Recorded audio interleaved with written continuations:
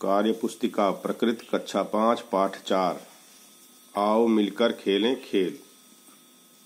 प्रश्न है, दिए गए कॉलम के अनुसार खेलों के नाम लिखिए।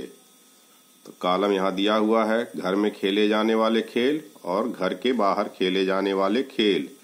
घर में खेले जाने वाले खेल जैसे इंडोर गेम कहते हैं, और घर के बाहर खेले जाने वाले खेल इन्हें आउटडोर गेम कहते हैं। तो इंडोर गेम में ludo, carrom, chess, card game आदि। आउटडोर गेम में क्रिकेट, हॉकी, फुटबॉल, बैडमिंटन आदि। अगला प्रश्न, निम्नलिखित में से कौन स्थानीय खेल है? क्रिकेट, बैडमिंटन, फुटबॉल, रस्सी कूद। तो क्रिकेट, बैडमिंटन, फुटबॉल ये राष्ट्रीय खेल हैं और रस्सी कूद स्थानीय खेल है। अगला प्रश्न, अपने दादा दादी के साथ चर्चा करके उन खेलों के नाम लिखिए जिनके बारे में आप नहीं जानते हैं, अर्थात उनके समय में खेले जाने वाले खेल। तो इसके बारे में अपने दादा दादी से चर्चा करेंगे, वो जिन खेलों के नाम बताएंगे उनको आप यहाँ लिख लेंगे। अगला प्रश्न, कोष्टक में दिए गए खेलों को निम्न तालिका में लिखिए। तो ये खेल दिए गए हैं और इनको तालिका में लिखना है। यहाँ है स्थानीय खेल और यहाँ राष्ट्रीय खेल।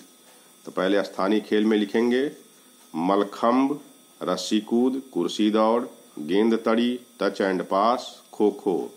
राष्ट्रीय खेल में कबड्डी, एथलेटिक्स, कुश्ती, hockey, football, gymnastic, cricket, badminton, judo. अगला प्रश्न, सुमित 10वीं कक्षा में पढ़ता है और अपने स्कूल की हॉकी टीम में खेलता है। वह अंतर्राष्ट्रीय स्तर पर हॉकी खेलना चाहता है, तो पहले उसे किन किन स्तरों पर खेलना होगा?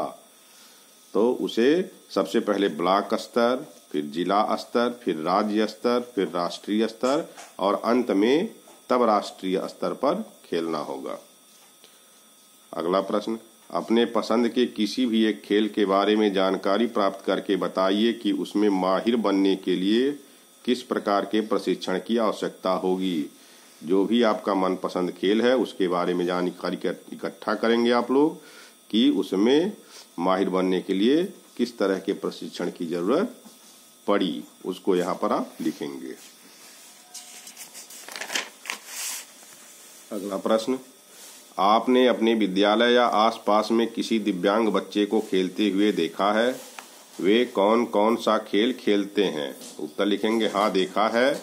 वे क्रिकेट, हॉकी, कबड्डी, तैराकी, दौड़ आदि खेल खेलते हैं। अगला प्रश्न, आपके अनुसार दिव्यांग बच्चे कौन कौन से खेल खेल सकते हैं? निम्न तालिका में लिखिए।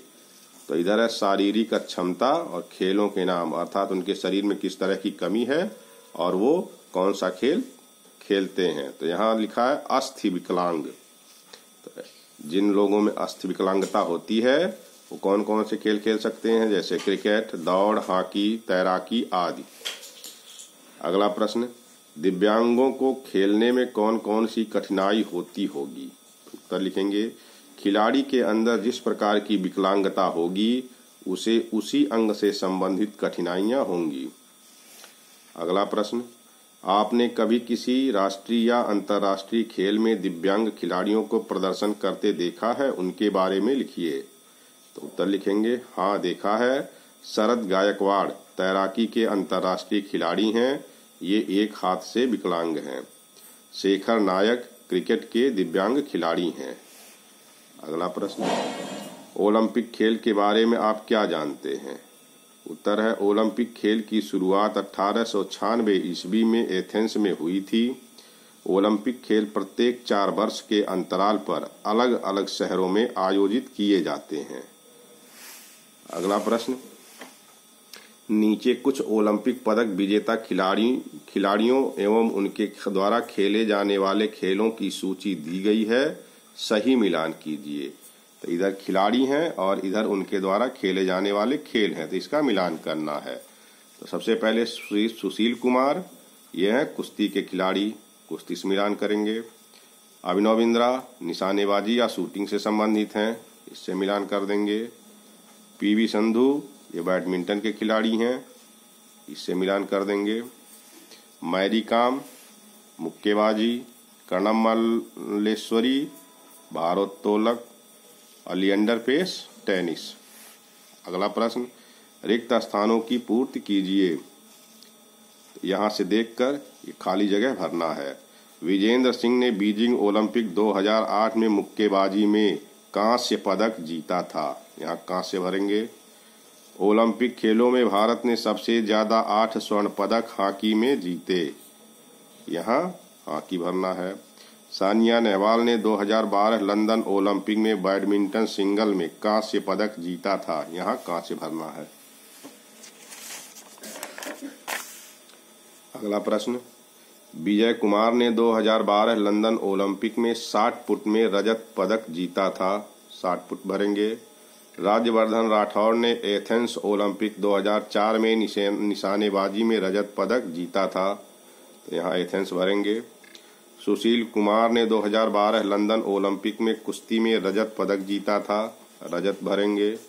दीपा मलिक ने 2016 रियो ओपेरा ओलंपिक में एथलेटिक्स में रजत पदक जीता था। एथलेटिक्स भरेंगे। अब यहाँ कुछ चित्र बनाए गए हैं और उसके नीचे कुछ लिखा हुआ है, उसको पढ़ेंगे पहले। वर्षा के दादाजी अब जब छोटे थे तब अपने दोस्तों के साथ बाहर खेलते हुए। वर्षा के पापा जब छोटे थे तब कुछ समय अपने माता पिता के साथ टेलीविज़न देखते हुए। वर्षा अपना ज़्यादातर समय टैबलेट पर देखते हुए। प्रश्न है, उपरोक्त दर्शाए गए चित्रों में वर्षा के दादाजी, उसके पापा और वर्षा जब छोटे थे तब वे अपना ज़्यादातर समय कैसे बिताते थे, यह दिखाया गया है। चित्र के अनुसार परिवारों में हुए परिवर्तनों को लिखें। तो उसको देखकर समझकर लिखना है। तो लिखेंगे, वर्षा के दादाजी के समय में टीवी मोबाइल नहीं था, पापा के समय टीवी था तथा वर्षा के समय में मोबाइल, टैबलेट आदि है। अगला प्रश्न, प्राचीन काल में खेले जाने वाले खेलों के तरीकों में किस प्रकार का बदलाव आया है? उत्तर है, अब खेलों में तकनीकी को शामिल किया गया है जिससे पारदर्शिता बढ़ गई है। अगला प्रश्न, किसी देश के लिए विभिन्न प्रकार के खेलों को खेलना क्यों महत्वपूर्ण है? उत्तर है, खेल खेलने से किसी देश की युवा पीढ़ी स्वस्थ रहती है और उन्हें अपनी प्रतिभा दिखाने व रोजगार के अवसर भी मिलते हैं। इस तरह से इस वीडियो को देखकर आप पूरे एक्सरसाइज को कर सकते हैं।